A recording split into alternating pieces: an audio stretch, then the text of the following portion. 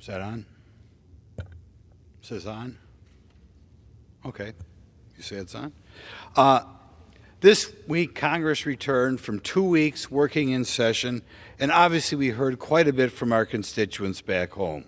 I'd like to spend a little bit of time addressing issues that I think are on their mind. The first thing is we had another step towards the I'll call it the de-Christianization or dislike of people of faith, and that it was revealed within the last month and a half that a memo was leaked from the Richmond office of the FBI saying that they were concerned that conservative Catholics may be tied up with white supremacists and we have to monitor them. I think this is one of the most offensive things up there. Now, first of all, their source for this was the Southern Poverty Law Center.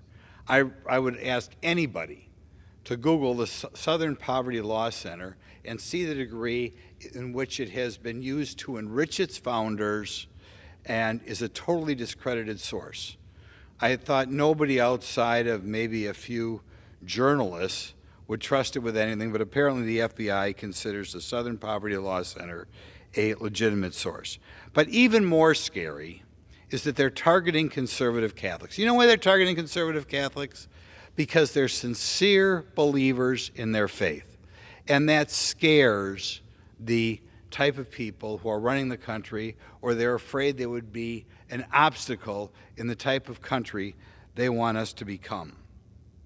They do say that this was not up to their exacting standards. In other words, what they are apologizing for is they got caught because there was somebody there who was a whistleblower who exposed the way the leadership in the FBI thought. I think all Americans, and I'm not Catholic, but all Americans who take their faith seriously should be very alarmed at this. There have been many countries around the world which consider Christianity or religion their enemy. And I thought one of the major reasons why the United States was different than these other countries is because we are supposed to be a moral and religious nation. We are a nation built for people who take their faith seriously. But now we find out the FBI thinks we ought to put informants in with groups of conservative Catholics to make sure they're not up to something untoward. I hope all Americans are appropriately concerned with the type of people we have being hired in the FBI. I hope all clergymen realize that if they can go after the conservative Catholics, the next thing they're going to do is go after you. And the idea that they would think we should put informants in with conservative Catholic groups to make sure they're not doing something untoward is truly scary.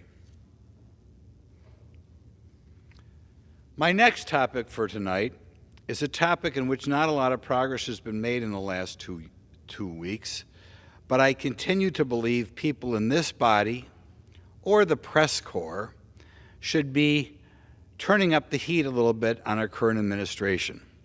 I have talked before about the potentially huge problems we could have in Ukraine. We're dealing with a very advanced country in Russia, a country with nuclear submarines, a country with the ability to shut down your electric grid, and no progress is being made towards some sort of peace agreement. This war has now gone on for over a year. I think there are sadly some people in this town who wouldn't mind if the war was on another 2 or 3 years. And the additional cost, as far as monetary cost, is a scandal in its own right. But that's not as horrible as the huge cost in human suffering and death that every war has.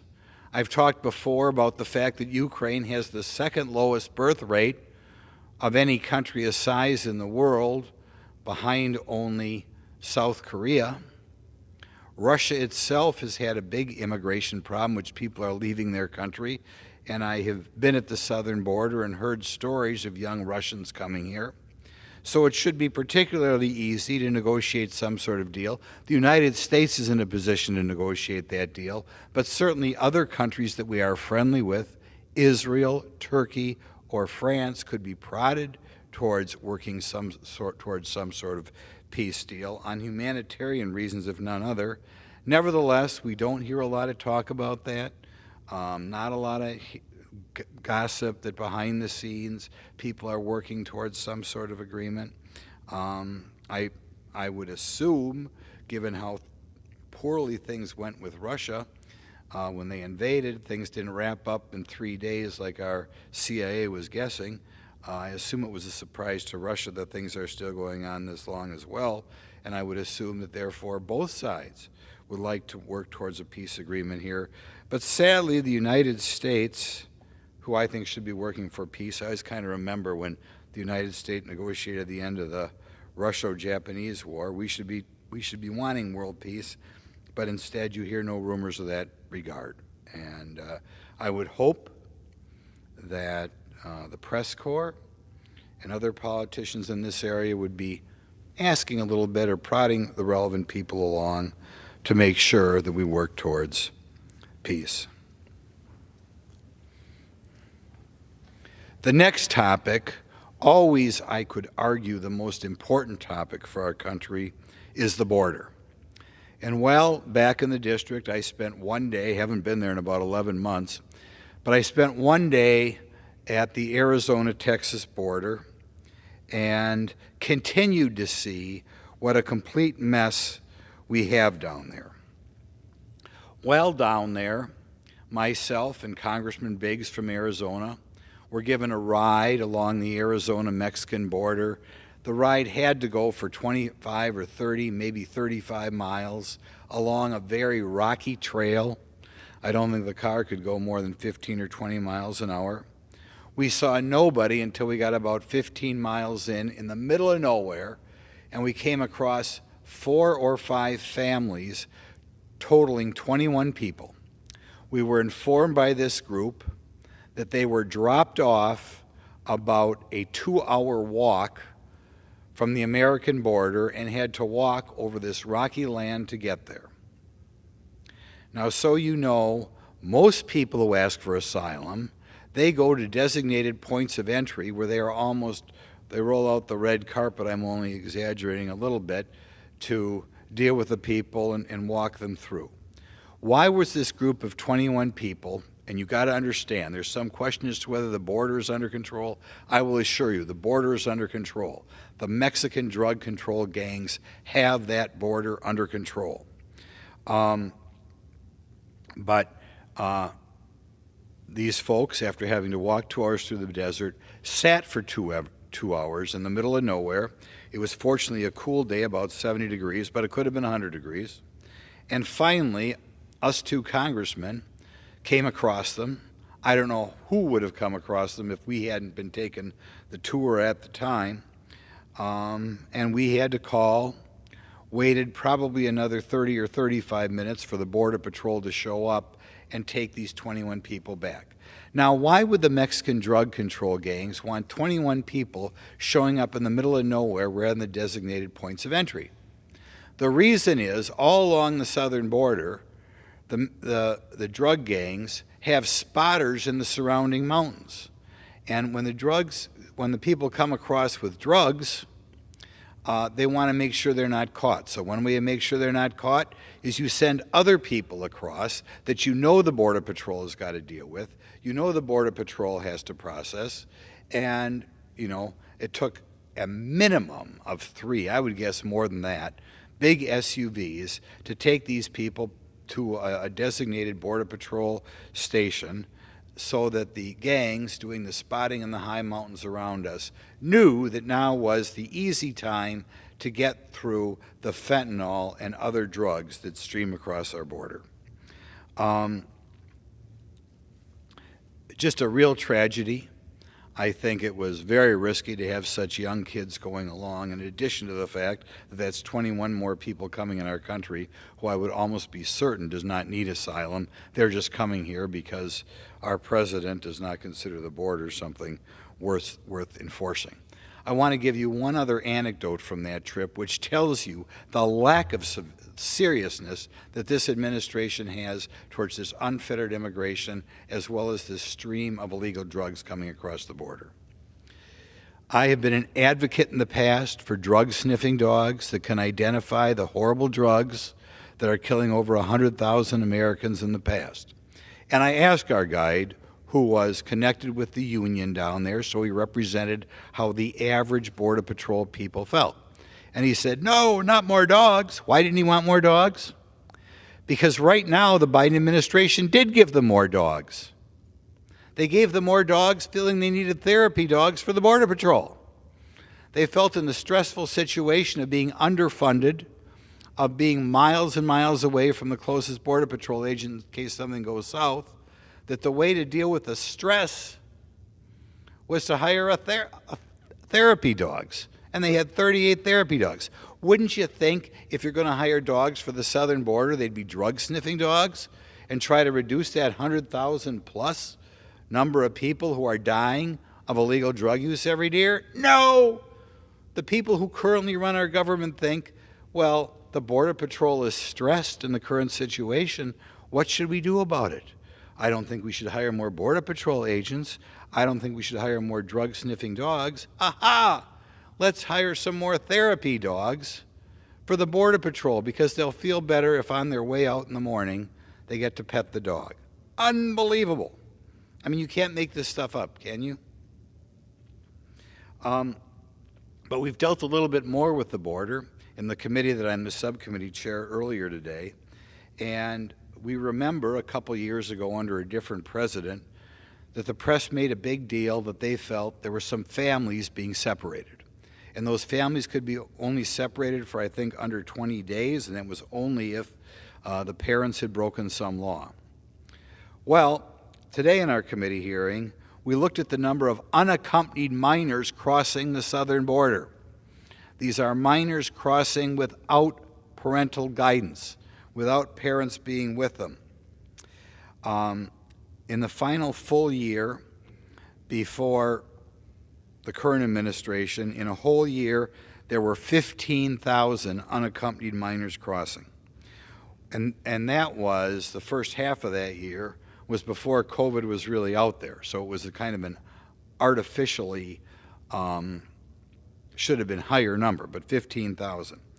Last year, we had 128,000 unaccompanied minors crossing the border. Young people without any parental guidance coming on their own.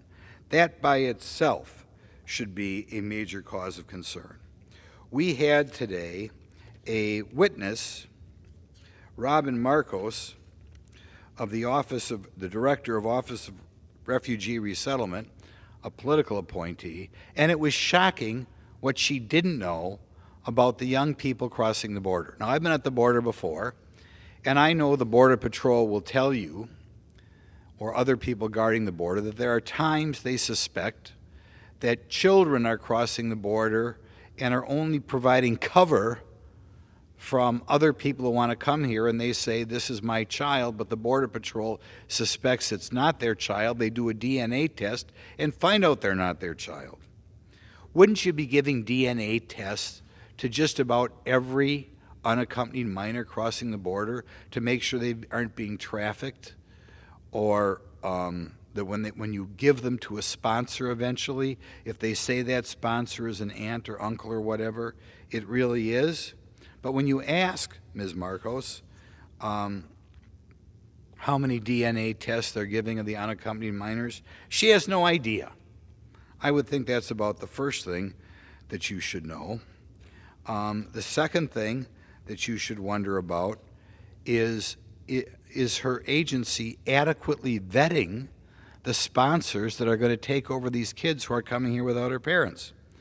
So we ask her, how many sponsors are rejected as unfit to take care of these unaccompanied minors? She had no idea.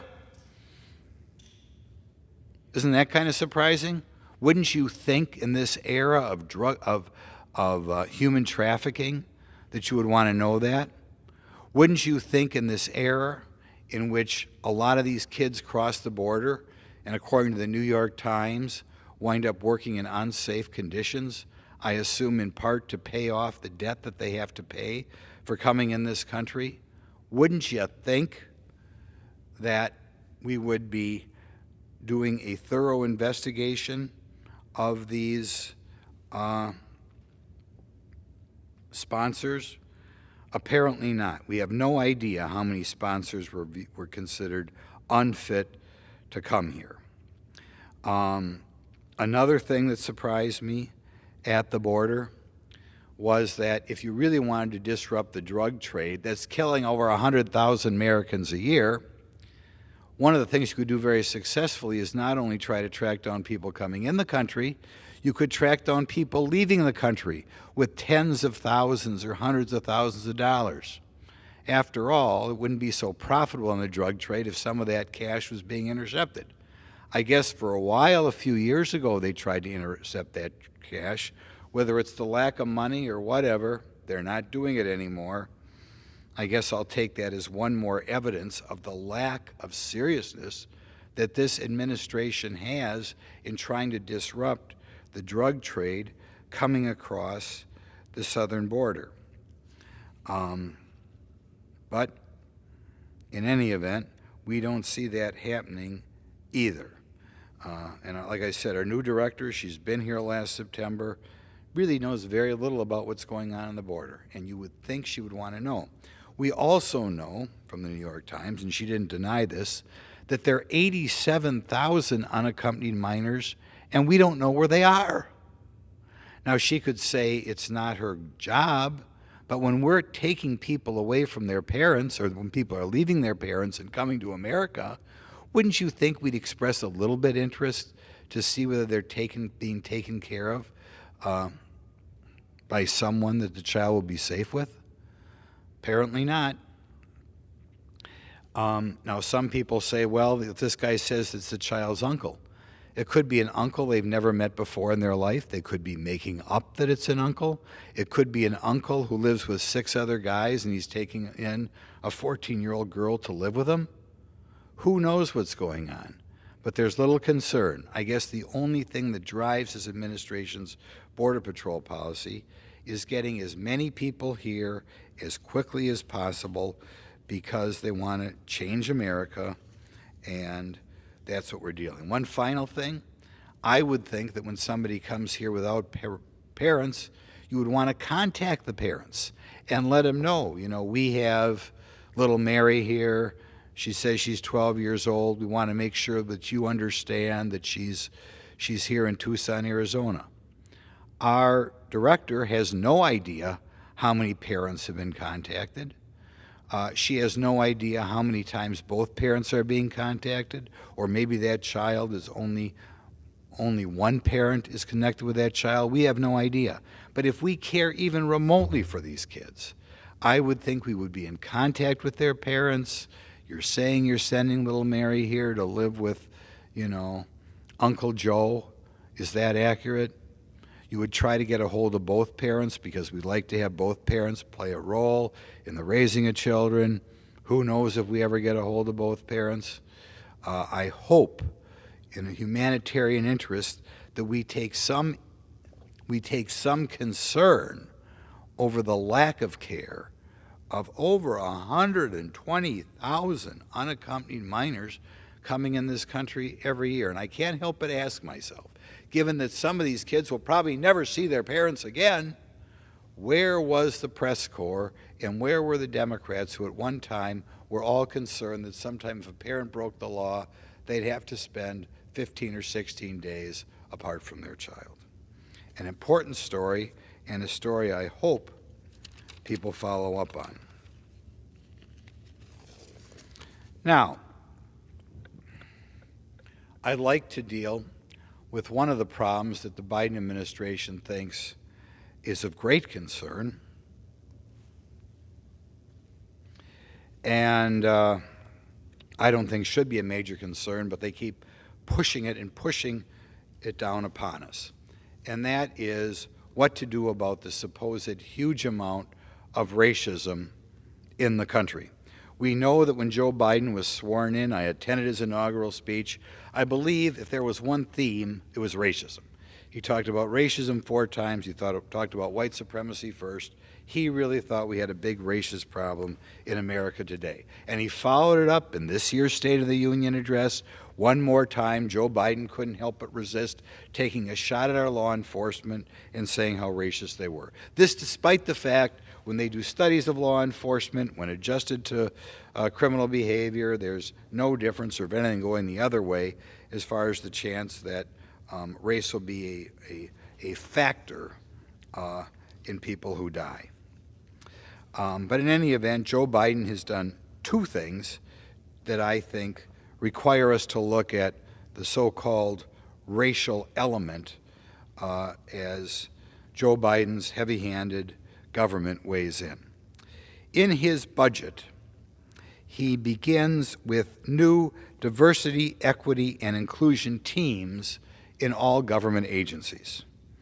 That's interesting. So we have bureaucrats, I'm sure bureaucrats will be involved, whose job it is, apparently, to poke around and educate people that they should view themselves not as individuals, but view themselves racially.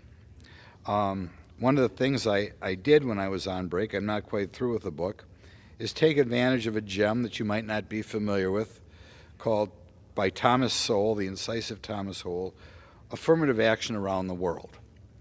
And I don't think a lot of people in this body know that this idea of affirmative action, recognizing people by race, promoting them by race, hiring by race, is not unique to the United States. It happened in various other countries around the world, and I think we ought to see what traits we have in common as soon as you go down the path of affirmative action.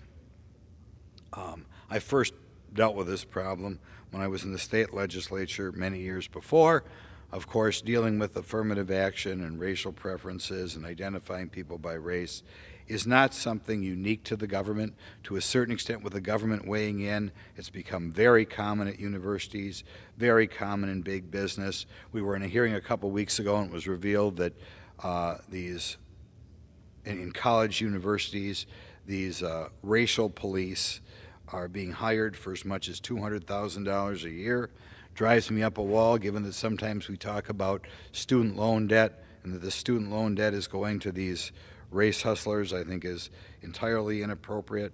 I also believe that there are certain majors we need more of this country. We need more nurses, we need more engineers, and it drives me up a wall when we have shortage of professors of nursing or engineering professors, finding that the universities think it's more important to hire the equity police. In any event, what lessons can we learn from Thomas Sowell? What does this going down this path and identifying people by race, what things happen in common when they try this in countries around the world? Well, the first thing is, all around the world when they have affirmative action, it usually starts out with a lie. That this race preference stuff will happen for a short period of time and then will disappear. Maybe 10 years, maybe 20 years. This country began to enforce affirmative action in earnest in 1965. So the current race preference type stuff is about 57 years old, well longer than originally thought. Secondly, around the world, once you go down this path, you keep adding more people to the mix. And I think at the time that Lyndon Johnson really kicked off the affirmative action in earnest in 1965, it was primarily for black Americans, an implication that slavery might have been part of it, that sort of thing. Since then, we have added Hispanics, new word, kind of an interesting thing, because for the purpose of affirmative action, if your ancestors came from Spain and spent a couple generations in Costa Rica, you're considered a minority, but if your ancestors came from Spain and came straight to the United States, you're considered European, which shows the ridiculousness of the whole thing. But this is common around the world, the idea of keeping adding. We add women to the mix, so we need to have affirmative action there as well. Secondly, people begin to change their identity as soon as affirmative action kicks in. A lot of people don't realize that if you're 1/4, say, Latin or 1/8 Asian, you can be considered eligible for affirmative action. So they follow this stuff. Somebody who maybe before affirmative action on the census form said, I'm white, but because they're a quarter Cuban, which is European anyway, you all of a sudden can relabel yourself a minority. Now, we obviously had a U.S. Senator here a few years ago, Elizabeth Warren, an extreme example of that. She was whatever, a 64th or 128th, 128th American Indian, Native American, and she therefore changed her identity and miraculously said, I'm a Native American. I should get preferences. I think that's inappropriate, but that's what the current system apparently allows. And this is common, apparently, when affirmative action is implemented in other countries. People change their identity. The next thing that happens is, even though I think affirmative action is supposed to benefit the least fortunate of people of certain groups, it uniformly winds up benefiting the most fortunate of those groups. Okay, in other words, if you have preferences in government contracting, it benefits the wealthy businessman. It doesn't benefit the person more at the bottom of the heap. But this is common around the world. The benefits of the people who implement the affirmative action are usually the people who are doing the most well off in the first place. I do believe that at maybe the least bad thing is it leads to resentment. Countries that previously everybody was get along, all of a sudden bifurcate as people fight for more and more of their group. And they didn't think they were part of a group before, but all of a sudden they're part of a group. I think everybody should read about what happened in Sri Lanka, a country that had two primary ethnic groups. They got along for apparently centuries very well on the small island of Sri Lanka, but once affirmative action kicked in, the resentments kicked in, they wound up having a civil war and over 20,000 people died on an island before they had affirmative action in which everybody was getting along just fine. This obsession with affirmative action, I'll point also, it means in some cases you almost by definition have to be promoting people who it's very important we have the best person there. Doctors, air traffic controllers, engineers. Maybe it doesn't matter a lot the quality of professor we have in universities, but it certainly matters on these other occupations. And if we don't have the best people there, it can result in deaths. Now, there's one thing I wish the press would follow up on a little bit here. About 2 years ago, when Joe Biden first took office, the senators, Tammy Duckworth and Mazie Hirono, they said that we shouldn't have any more white guys appointed by the Biden administration. I think that was an inflammatory thing to say. They haven't followed up on it, but recently there was an article in a legal journal pointing out, not saying it's good or bad, that we had 97 new judges so far in the first 2 years of the Biden administration. Only 5 were white guys, and of those, at least 2 were gay. Well, it sounds like this strict adherence to group identity is playing a big role in who President Biden is appointing. And I'm not sure the American public knows the degree to which that is going on, but it's something that should be looked into. It's something maybe we should look at appointments other than just judicial appointments, but I think it's something that a shocking number of people don't know about, and it's something we should follow up on. So there are some of the issues that were discussed back in my district when I was there. None of these issues, I think, have received the appropriate amount of attention that it should be given by our press corps, and hopefully we'll hear about more of all of these issues in the press in the weeks and months to come. Thank you. I yield back.